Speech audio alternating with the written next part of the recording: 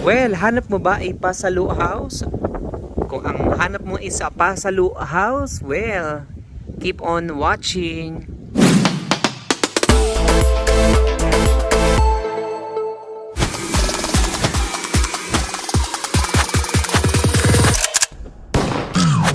Wow, nice. Ng halaman. Ang ganda. Good morning everyone. Nandito tayo ngayon sa Antel Grand Village, Grand Meadows. At itong nakikita niyo pong bahay na nasa harapan natin is ready for occupancy o dream model.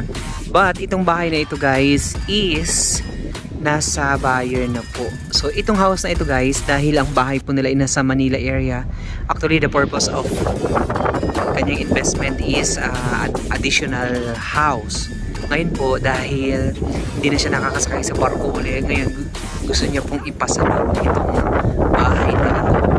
Well, this house po with the lot area of 100 square meters. This is our O3 model house. Ito po naibayad niya na sa bank, nasa 4 million pesos na po. May balance na po itong 1 million sa bangko. Ngayon itutuloy na lang po ito sa bank.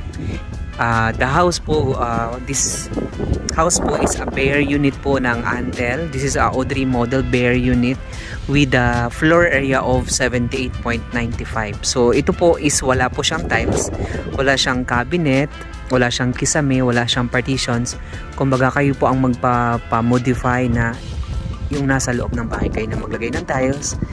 And then yung asking po ng client is 4 million, sa kanya na po lahat, pati pagta-transfer ng title sa kanya na po, shoulder na po niya lahat. Ayan. Okay, so if you are interested no doon sa kanyang asking and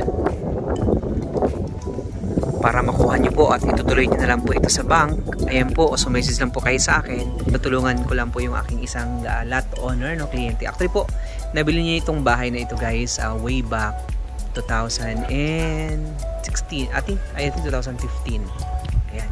So ito yung pinaka-house niya. So this one po is a Pasalo. This is a Pasalo po. So 4 million yung ibabayad niyo sa kanila, and then may balance po itong 1 million sa bangko. Alright, so maraming salamat po. And ang maganda dito guys is, ayan, hindi na kayo mag-aantay kung kailan po gagawin yung bahay. At least ito po is ready for occupancy. For occupancy po yan siya. Then 4 million lang po ibabayad ninyo doon sa owner. Then itutuloy na lang po ninyo sa bank yung 1 million po na balance. Actually po, I think ito po is nasa PS Bank nakapasok.